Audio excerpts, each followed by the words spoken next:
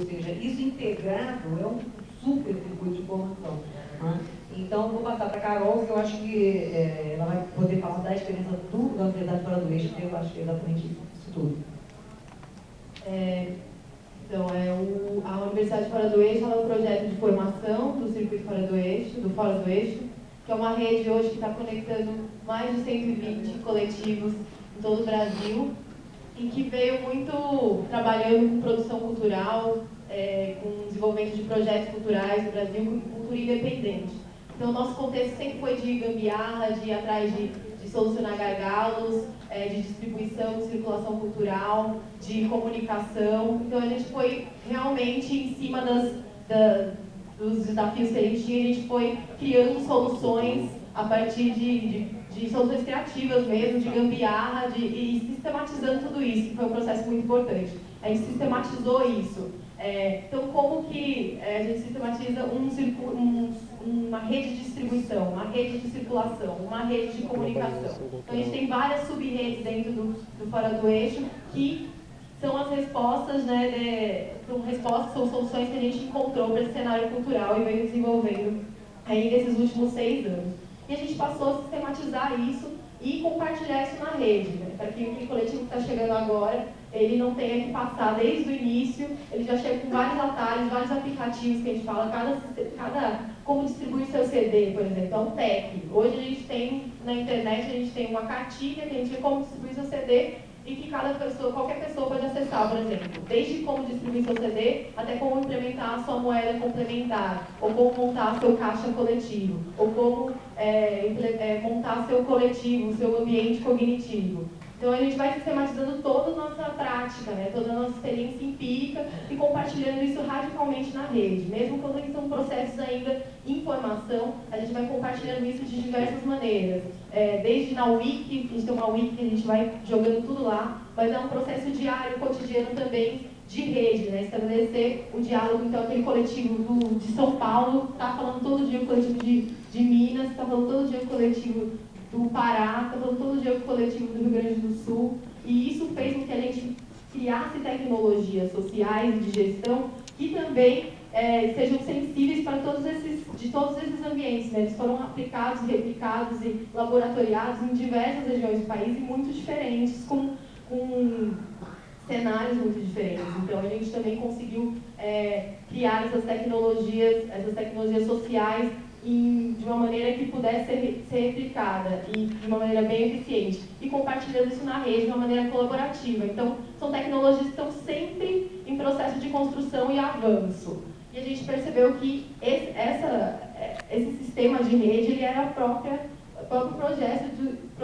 processo de formação mesmo de quem estava ali na rede, né? Então, aquela pessoa que estava naquele dia a dia, no cotidiano, trocando diariamente, mais 2.000 pessoas que hoje tem na rede, ele passava por um processo de formação mesmo.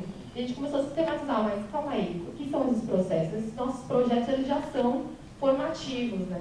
E a gente chegou num foco, que a gente tem vários projetos dentro da Universidade Fora do Eixo, mas a gente tem alguns projetos, por exemplo, que a gente sistematizou, que são as colunas Fora do Eixo, que são viagens, missões mesmo, que vai uma equipe, que vai até o território, conhece, entende o arranjo e faz a troca no território mesmo.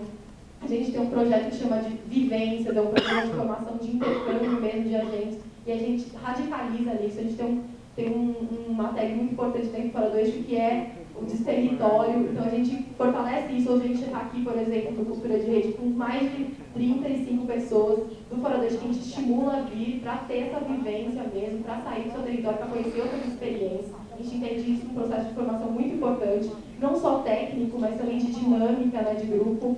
A gente tem processos de imersão, a gente faz grandes reuniões de trabalho de 4 dias, 5 dias, 6 dias, que fica todo mundo imerso, dormindo no mesmo lugar, acordando, vivendo, respirando um tema e planejando conjuntamente.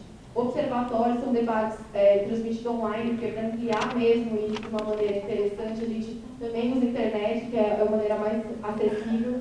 E tudo isso a gente sistematiza. Qualquer coisa da rede, a gente vai sistematizando e colocando dentro do nosso banco de tecnologias para quem quiser acessar.